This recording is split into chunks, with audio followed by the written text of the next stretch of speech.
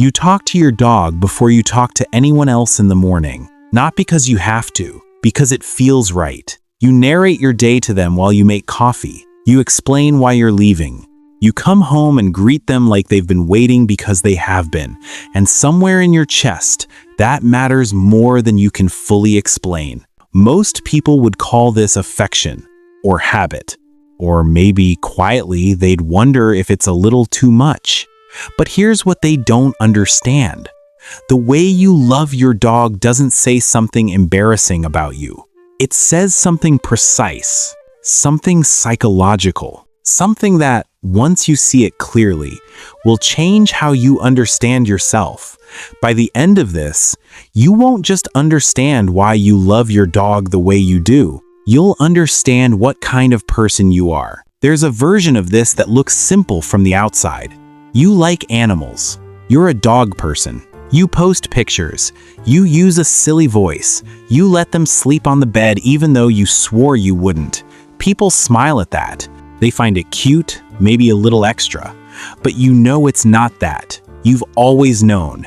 Because when you're with your dog, something settles in you. Something that doesn't always settle when you're with people. And that's not a flaw. That's not a red flag. That's not avoidance. That's your nervous system recognizing something rare. You are not broken for feeling this way. Your brain is doing exactly what it was designed to do, moving toward safety, moving toward connection, moving toward the thing that asks nothing from you except your presence. People who truly love dogs are, first and most fundamentally, people who are highly attuned to emotional presence. You don't just notice what someone says. You notice how they say it. You pick up on the pause before an answer, the shift in someone's energy when they walk into a room, the way a person's eyes change when they're not being fully honest.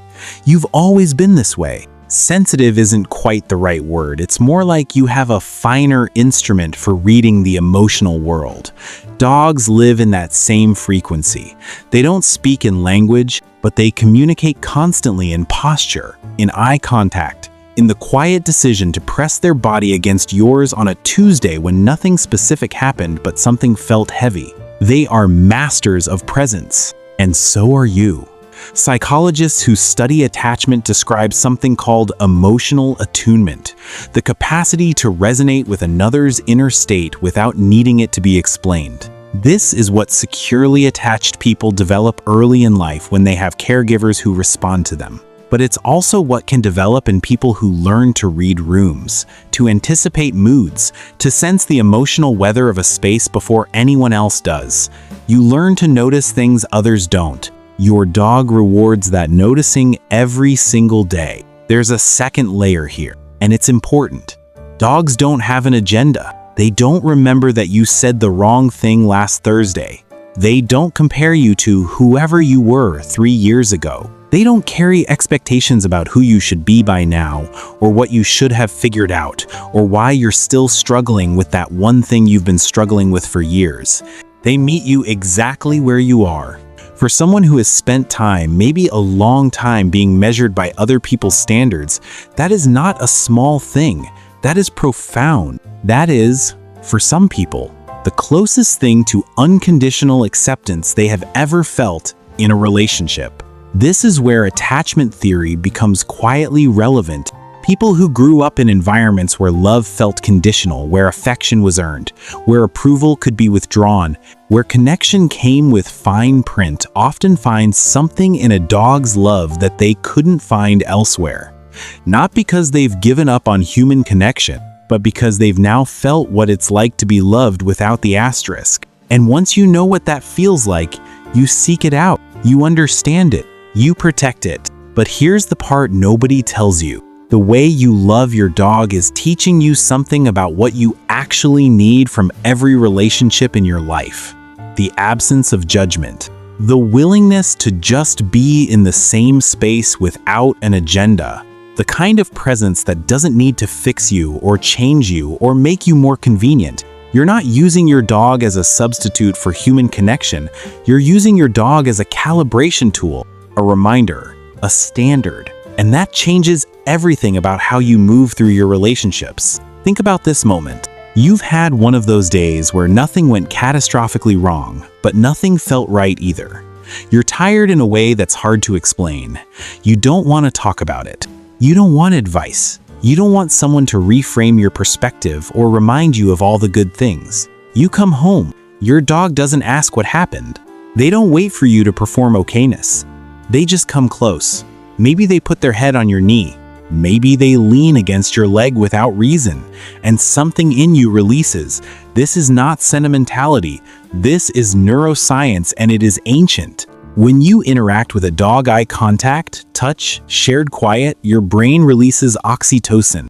The same neurochemical involved in mother-infant bonding, in romantic attachment, in the deepest human connections you will ever have.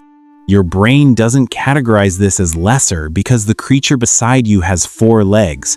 Your brain experiences it as real because it is real. What you feel is not projection. It's biology confirming what you already knew. This is connection. This is the genuine article.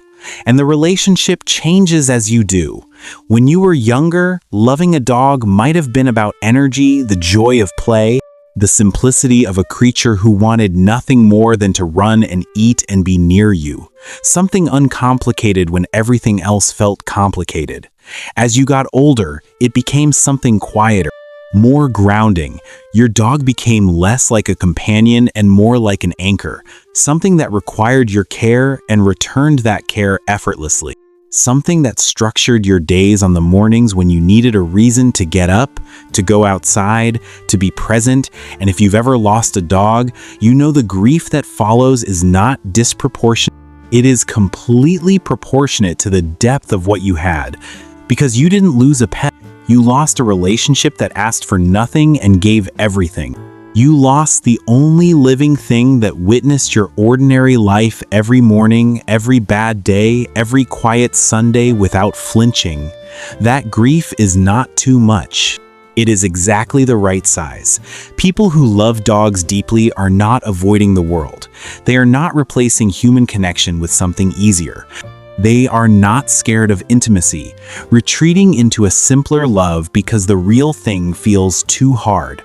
They have simply experienced what emotional safety actually feels like, what it feels like to be fully received by another living thing. And that experience doesn't make them less capable of human connection. It makes them more honest about what they're looking for. They are the people who leave conversations and notice how they felt in them, not just what was said. They are the people who find small talk exhausting, not because they're antisocial, but because they've experienced the alternative. They are the people who, in their best relationships, offer the same quality of presence they receive from their dog: steady, non-judgmental, genuinely there. Your love for your dog is not a quirk. It is a window into your values, into how you define connection, into the kind of emotional safety you've learned to need and learned to offer. There is a metaphor that fits here, and it's this. For some people, their dog is like a familiar room. The kind of room you return to at the end of a long trip, not because it's the most impressive room, not because it dazzles you, but because it is yours. Because the light in it is right, and the temperature is right, and you know exactly where everything is, and being inside it costs you nothing. That's what your dog gives you. Not excitement, not novelty, not performance. Just the quiet, irreplaceable experience of being home. So if you are someone who talks to their dog on the way to work, who rearranges travel plans to avoid leaving them too long, who has cried in front of them because it was easier than crying in front of people, you are not too attached. You are someone who understands that connection is not measured by species or language or the size of a relationship on paper. You understand that love, at its most essential, is about being witnessed, being accepted, being met without conditions. You are not strange for finding that with a dog. You are aware.